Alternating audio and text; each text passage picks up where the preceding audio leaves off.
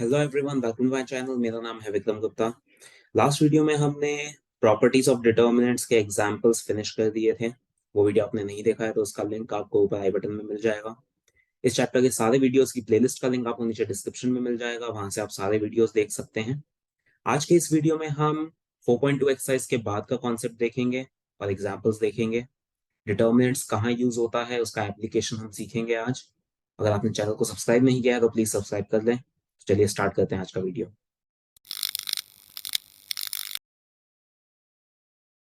तो आज के वीडियो में हम देखने वाले हैं determinants area of a triangle निकालने के लिए कैसे यूज किया जाएगा। किसी भी ट्राइंगल के कोऑर्डिनेट्स अगर हमारे पास हैं तो हम उससे डिटर्मिनेंट का यूज करके एरिया कैसे निकालेंगे। तो उसके लिए हम एक ट्राइंगल ले लेते हैं। हमारे पास इस ट्राइंगल के तीनों वर्टाइसेस के कोऑर्डिनेट्स गिवन हैं। ए वर्टेक्स के कोऑर्डिनेट्स हैं x1 y1, बी के हैं x2 y2 और सी के कोऑर्डिनेट्स हैं x3 y3। अब हमें इन कोऑर्डिनेट्स का यूज करके डिटर्मिनेंट का यूज करके एरिया निकालना है इस ट्राइंगल का। तो अब मैं एक डिटर्मिनेंट ले रहा हूँ जिसमें मैं फर्स्ट कॉलम में एक्स कोऑर्डिनेट्स लिख रहा हूँ, तीनों वर्टेक्स के एक्स कोऑर्डिनेट्स। सेकंड कॉलम में वाई कोऑर्डिनेट्स लिख रहा हूँ और थर्ड कॉलम में 1 1 और 1 ले रहा हूँ। ऐसा हमने क्यों किया है वो हम देखते हैं। सबसे पहले हम इस डिटर्मिनेंट को ओपन कर लेते हैं। हम किसी भी दो या कॉलम से एक्सपांड कर सकते हैं। मैं अभी इसमें फर्स्ट कॉलम के थ्रू एक्सपांड करता हूँ। तो हम लिखेंगे एक्सपांडिंग अलोंग C1। तो C1 के एलिमेंट्स x1, x2 और x3। अब x1 के साथ उसका दो और कॉलम कैंसिल होगा तो ये चार एलिमेंट लिखे जाएंगे x1 के साथ। इसी तरह x2 का दो और कॉलम अगर हम कैंसिल करते हैं तो ये बाकी के चार एलिमेंट्स हम x2 के साथ लिखेंगे। एंड सिमिलरली x3 के साथ हम ये चार एलिमेंट्स लिखेंगे। इसका साइन ये भी हम ऑलरेडी देख चुके हैं, तो अब मैं डायरेक्टली साइन लगा देता हूँ। ये हमने डिटेल में डिस्कस किया था इस चैप्टर के फर्स्ट वीडियो में। वो आपने नहीं देखा है तो उसका लिंक आपको ऊपर आई बटन में मिल जाएगा, वहां से आप वो वीडियो देख सकते हैं। तो इसका साइन होगा प्लस, माइनस एंड प्लस। ये हमने डिस्कस किया है ऑलरेडी। अब इसको हम सॉल्व करते हैं तो x1 × y2 - y3 minus x2 y1 - y3 plus x3 y1 - y2 ऐसा आएगा। अब हम ये फर्स्ट टर्म को तो सेम लिख लेते हैं, x1 × y2 - y3। यहाँ पे मैं अगर माइनस साइन कॉमन निकाल लेता हूँ तो बाहर प्लस हो जाएगा और अंदर दोनों टर्म्स का साइन चेंज होके y3 - y1 बनेगा। और ये थर्ड टर्म को सेम लिखते हैं, ऐसा बन जाएगा। तो अब अगर आप एक टेंथ क्लास का फॉर्मूला याद करें, टेंथ क्लास में हमने एरिया ऑफ अ ट्राइंगल निकालना सीखा था। तो वहां पर हमने ऐसा फॉर्मूला सीखा था, ये जो एक्सप्रेशन है इस एक्सप्रेशन के साथ एक और टर्म होता था आगे, हाफ।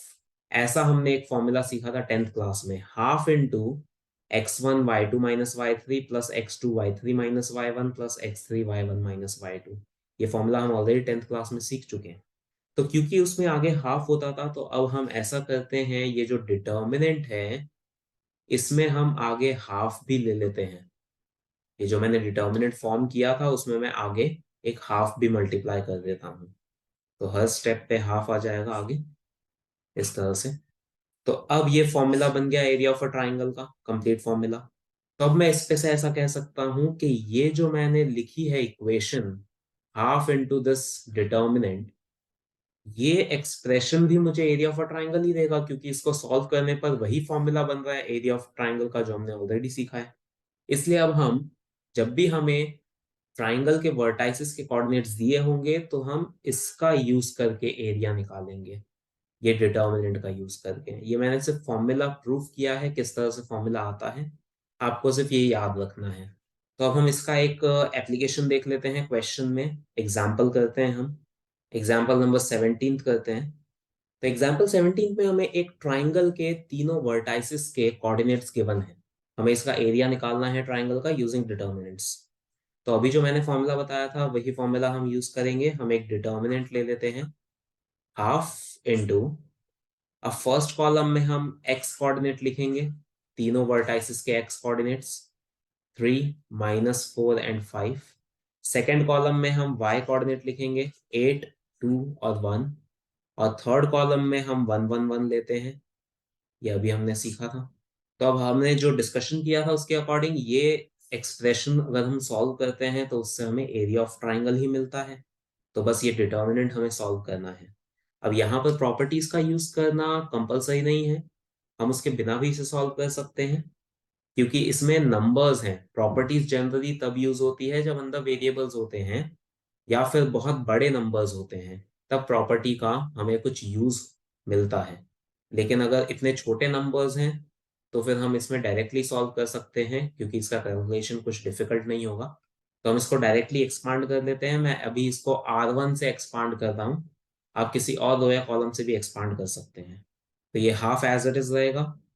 R1 के एलिमेंट्स हम लिख लेंगे यहाँ पर। 3 के साथ हम ये 4 एलिमेंट लिखेंगे। ये हम ऑलरेडी डिटेल में सीख चुके हैं, तो अब मैं इसको डायरेक्टली लिख रहा हूँ एलिमेंट्स को। 8 के साथ हम ये 4 एलिमेंट्स लिखेंगे, और 1 के साथ ये 4 एलिमेंट्स आएंगे। इसका साइन पॉजिटिव, इधर नेगेटिव और इधर पॉजिटिव, ऐसा रहेगा साइन। अब इसको सॉल्व कर लेते हैं। 3 इंटू ये 2 इंटू 1 माइनस 1 इंटू 1, यहाँ पर -4 इंटू 1 -5 इंटू 1, और यहाँ पर -4 इंटू 1 -5 इंटू 2, ऐसा आ जाएगा। तो ये हो जाएगा 3 इंटू 1 3, ये -8 इंटू -9 +72, और ये 1 इंटू -14 इज -14। तो हमारा एरिया आ गया 61/2 स्क्वायर यूनिट्स। ये है इस ट्राइंगल का एरिया जो हमने डिटर्मिनेंट का यूज करके निकाला है। अब किसी केस में ऐसा भी हो सकता है कि ये नेगेटिव आ जाए वैल्यू, ये जो वैल्यू आ रही है नेगेटिव भी आ सकती है, लेकिन एरिया नेगेटिव नहीं होता है। तो हम इसलिए उसको हम पॉजिटिव ले लेंगे, मतलब हम उसमें मॉड्यूलस का यूज कर लेंगे। तो इसलिए नेगेटिव आंसर आता है तो भी हम उसे फाइनल आंसर पॉजिटिव ही लिखते हैं, क्योंकि हम एरिया फाइंड कर रहे हैं। अब हम एग्जाम्पल 18 देखते हैं। 18th एग्जाम्पल में इस क्वेश्चन के दो पार्ट्स हैं। फर्स्ट पार्ट में हमें ये दो पॉइंट्स दिए हैं, और इन दोनों पॉइंट से पास होती हुई जो लाइन है उसकी इक्वेशन हमें निकालनी है। तो अब हमें डिटर्मिनेंट का यूज करके इक्वेशन ऑफ लाइन कैसे फाइंड करनी है वो भी हम देख लेते हैं। इसमें फॉर्मूला वही यूज होगा जो हमने डिटर्मिनेंट्स का अभी फॉर्मूला देखा था एरिया ऑफ ट्राइंगल का। बस इसमें एक छोटा सा डिफरेंस आएगा, वो मैं बता देता हूँ। यहाँ पर हमें दो पॉइंट्स दिए गए हैं, तो हम इसमें एक तीसरा पॉइंट अज्यूम करेंगे इस लाइन के ऊपर, x, y। दो पॉइंट्स गिवन थे, थर्ड पॉइंट मैंने अज्यूम किया। तो अब ये ए बी सी तीनों पॉइंट्स कोलिनियर है, ऐसा कह सकता हूँ, सेम लाइन पे है। तो हम ऐसा बोलेंगे, since A B and C are collinear. अगर तीन पॉइंट्स कोलिनियर होते हैं तो उन तीनों पॉइंट से जो ट्राइंगल बनता है उसका एरिया 0 कह सकते हैं, क्योंकि कोई ट्राइंगल बनेगा ही नहीं। ये तीनों पॉइंट्स कोलिनियर हैं तो इससे कोई ट्राइंगल नहीं बन सकता। अगर ट्राइंगल ही फॉर्म नहीं होगा तो एरिया ऑफ ट्राइंगल 0 कह सकता हूं मैं। तो इसलिए हम ऐसा लिख सकते हैं, since A B C are collinear, therefore area of triangle A B C would be 0। अब area of triangle A B C, इसका फॉर्मूला हम सीख चुके हैं अभी जो हमने डिस्कस किया था, ये डिटर्मिनेंट, ये एरिया ऑफ ट्राइंगल ही तो बताता है हमें। तो इसलिए हम ये सेम फॉर्मूला यूज कर सकते हैं वहां पे भी। तो एरिया ऑफ ट्राइंगल एबीसी यहाँ पर 0 हो जाएगा बिकॉज पॉइंट्स कोलिनियर हैं। तो हम फॉर्मूला वही यूज कर रहे हैं। बस आपको ये याद रखना है कि जब भी पॉइंट्स कोलिनियर दिए होंगे तो आप उस फॉर्मूले को 0 से इक्वेट कर देंगे, क्योंकि एरिया 0 होगा। तो हम यहाँ पे फॉर्मूला लगाते हैं, हाफ, और डिटर्मिनेंट के अंदर हम फर्स्ट कॉलम में एक्स कोऑर्डिनेट लिखेंगे 1 एक्स और 0, सेकेंड कॉलम में y कोऑर्डिनेट 3 y और 0, और थर्ड कॉलम में हम 1 1 1 ले लेंगे। यही फॉर्मूला सीखा था अभी हमने। अब ये जो हाफ है ये तो उधर 0 में मल्टीप्लाई हो जाएगा, ये 2 वहां मल्टीप्लाई हो जाएगा, 0 हो जाएगा। तो हम ये डिटर्मिनेंट को ओपन कर लेते हैं। मैं इसे अभी R3 से ओपन कर रहा हूँ क्योंकि उसमें दो एलिमेंट्स 0 हैं ऑलरेडी। ये हमने सीखा है ऑलरेडी कि किसी भी रो या कॉलम में दो एलिमेंट 0 होते हैं तो हमें उस रो या कॉलम से एक्सपांड करना चाहिए, तो कैलकुलेशन ईजी होता है। तो हम यहाँ पर लिख रहे हैं एक्सपांडिंग अलोंग R3। तो ये दोनों एलिमेंट्स तो 0 हैं, तो हम वो दो एलिमेंट्स तो लेंगे ही नहीं, हम सिर्फ एक ही एलिमेंट लेंगे, क्योंकि वो दोनों एलिमेंट्स तो 0 ही हो जाएंगे। तो हम सिर्फ ये वाला एलिमेंट ले लेते हैं 1, और उसके साथ ये चार एलिमेंट आएंगे इक्वल्स टू 0। ये वाला 2 तो उधर जाकर 0 हो गया, इसलिए मैंने वो लिखा नहीं। अब इसको ओपन कर लेते हैं, तो ये हो जाएगा 1 into y minus 3 into x, therefore y equals to 3x। तो ये हमारे पास जो इक्वेशन आ रही है x और y के टर्म्स में, ये इस लाइन की इक्वेशन है। तो इस तरह से हम लाइन की इक्वेशन निकाल सकते हैं बाय यूजिंग डिटर्मिनेंट्स। हमारे पास जो एरिया का फॉर्मूला है डिटर्मिनेंट के फॉर्म में, उसे हम जीरो से इक्वेट कर देते हैं। अब हम इस एग्जाम्पल का सेकेंड पार्ट करते हैं। अब इसी एग्जाम्पल में हमें एक और पॉइंट दिया है आगे, डी पॉइंट, जिसके कोऑर्डिनेट्स हैं k, 0, और हमें ऐसा बोला है कि area of triangle A B D is 3 square units. A B और डी से जो ट्राइंगल बनेगा उसका एरिया 3 है। तो ए और बी पॉइंट हमें क्वेश्चन में ऑलरेडी दिए थे, 1,3 और 0,0। तो अब इन तीनों पॉइंट से हमें एरिया निकालना है और उसको 3 से इक्वेट करना है, तो हमें के मिल जाएगा। एरिया 3 गिवन है, तो हम एरिया का फॉर्मूला लगा देते हैं। अब इसमें भी हाफ इंटू, फर्स्ट कॉलम में हम एक्स कोऑर्डिनेट्स लिखेंगे के, 1 एंड 0। सेकेंड कॉलम में वाई कोऑर्डिनेट्स लिखेंगे 0, 3, 0, और थर्ड कॉलम में 1, 1, 1।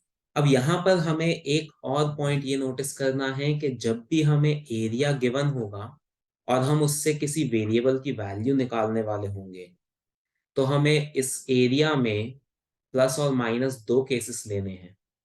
इसका रीजन ये है कि आपको अगर 10th क्लास का फॉर्मूला याद हो तो वो ऐसा फॉर्मूला था, हाफ इंटू मॉड के अंदर x1 y2 minus y3 plus x2 y3 minus y1 plus x3 y1 minus y2। ये जो फॉर्मूला था ये मॉड के अंदर होता था। तो अगर हमारे पास एरिया कुछ गिवन है, तो जब हम मॉड हटाएंगे तो हमें सामने की तरफ प्लस और माइनस लगाना होगा। तो बस वही सेम कॉन्सेप्ट है यहाँ पर भी, कि जब हमें एरिया गिवन होता है तो हम उसकी मदद से कोई वेरिएबल निकालना चाहते हैं, तो हमें प्लस और माइनस दो केसेस लेने होते हैं। उसका लॉजिक यही है। तो अब हम ये 2 को तो वहां मल्टीप्लाई कर देते हैं 3 के साथ, और इस डिटर्मिनेंट को हम एक्सपांड कर देते हैं।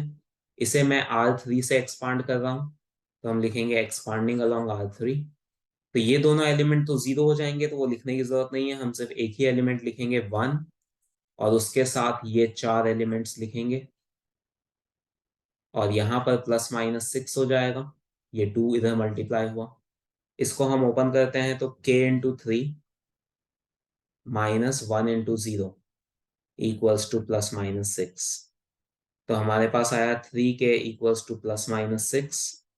अब 3 से डिवाइड कर देते हैं हम, तो k equals two plus minus 2। तो k की दो वैल्यूज आ रही हैं, +2 एंड -2। तो इस तरह से हमें ये एग्जाम्पल सॉल्व करना है। तो आज के वीडियो में बस इतना ही। आज हमने सारे एग्जाम्पल्स कर लिए हैं 4.3 एक्सरसाइज से पहले के, और इसका कॉन्सेप्ट कर लिया है। अब आप एक्सरसाइज 4.3 करके देख सकते हैं। कोई भी डाउट आता है तो मुझे नीचे कमेंट सेक्शन में बताएं। अगर ये वीडियो आपको पसंद आया तो इसे लाइक और शेयर करें और चैनल को सब्सक्राइब करें। Thank you.